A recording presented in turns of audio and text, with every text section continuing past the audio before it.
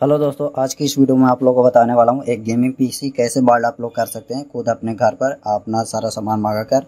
तो देख सकते हैं मैं जो नॉर्मल गेमिंग के पीसी बिल्ड कर रहा हूँ, मैं नॉर्मल गेमिंग के पीसी असेंबल कर रहा हूँ। तो देख सकते हैं इसके लिए मैं अपना जो मदरबोर्ड लिया हूँ ये इंटर का EH61 मदरबोर्ड है। और जो मैं भी ग्राफिक्स कार्ड लिया हूँ जो जियोनिस का ग्राफिक्स कार्ड है, जो मैं भी लिया हूँ 4 GB का, जिसका प्राइस मुझे पड़ा है 3000 रुपया। और मदरबोर्ड का मुझे प्राइस पड़ा है जाकर 1750 रुपया। और ये जो इसमें जो मुझे सबसे ज़्यादा मदरबोर्ड में खास बात जो मुझे मिला है, जो M2 स्लॉट वाला SSD का जो मुझे इसमें मिला है, जो काफ़ी वेस्ट होता है। देख सकते हैं यहाँ पर जो अभी तक लैपटॉप में ही आ रहा था, अब जो है कंप्यूटर पीसी में जो महंगे वाले में आते थे, अब नॉर्मल वाला भी मदरबोर्ड में आप लोग को ये फैसिलिटी मिल रहा है, जिसके जरिए आप लोग जब SSD इंस्टॉलेशन करते हैं तो आपको काफ़ी फास्ट स्पीड मिलता है। क्योंकि पहले जो था, जो आप लोग को SATA ड्राइव से कनेक्ट करके आप लोग को SSD लगाना पड़ता था, अब जो ये प्रॉब्लम सॉल्व हो गया, आप इसमें ही इंस्टॉल कर सकते हैं। तो ये गेमिंग के लिए बेस्ट है आपका मदरबोर्ड। इसके बाद मैं आप लोगों को लिया हूँ DDR3 रैम सपोर्ट करता है, तो मैं 1600 mAh का 2 रैम लिया हूँ, जिसका प्राइस मुझे 3000 रुपया पड़ा है।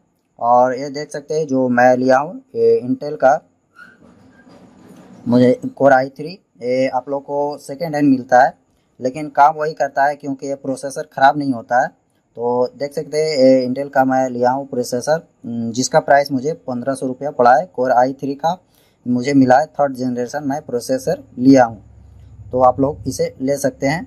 तो सारा मैं आप लोग को किस प्रकार अपना मदरबोर्ड में फिट कर सकते हैं पूरा डिटेल से दिखाने वाला हूँ। जो फैन मुझे पड़ा है, मुझे 150 रुपया पड़ा है, जो है GBN का।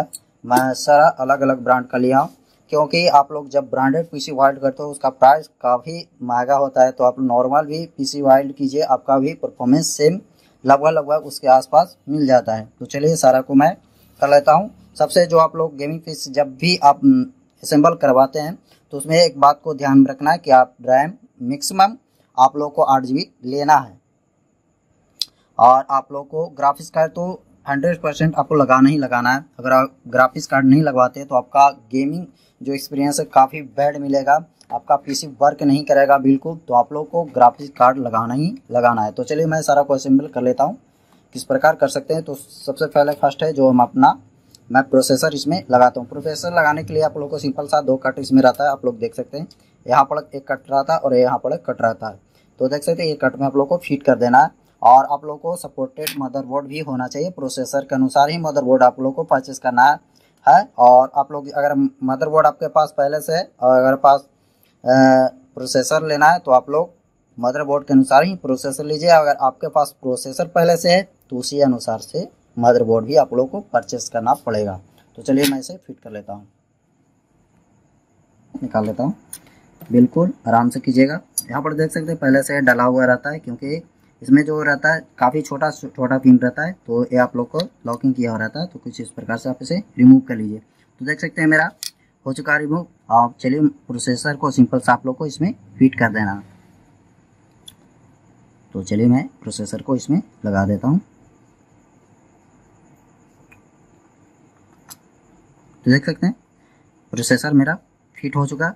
अब सिंपल सा इस लॉक को आपको लगा देना है। इस लॉक को इस प्रकार से लगाने के बाद आप लोग को प्रेस करके थोड़ा सा इस साइड से कर देना है। तो देख सकते हैं आपका प्रोसेसर लग गया। अब प्रोसेसर फैन लगाने की बारी है। तो चलिए प्रोसेसर फैन भी मैं लगा लेता हूँ। किस प्रकार आप लोग प्रोसेसर फैन लगा सकते हैं, प्रकार से आप लोग को रख देना है और रखने के बाद आप लोग को प्रेस कर देना है। तो यहाँ पर रखने के बाद इसको सिंपल सा आप लोग को अंदर की ओर कर देना है और इसमें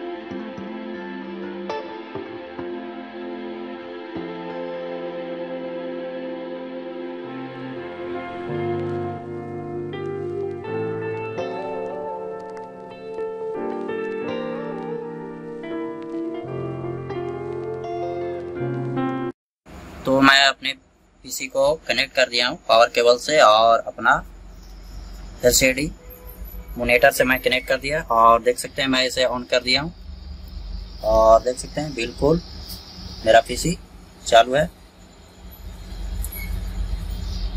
तो चलिए मैं आप लोग को दिखाता हूँ कि मेरा पीसी किस प्रकार वर्क कर रहा है। तो मैं इसका ऑपरेटिंग कर दिया हूँ। तो देख सकते हैं ये मेरा रहा डेस्कटॉप। तो देख सकते हैं मैं इस पर अपना सॉफ्टवेयर इंस्टॉलेशन कर चुका हूँ।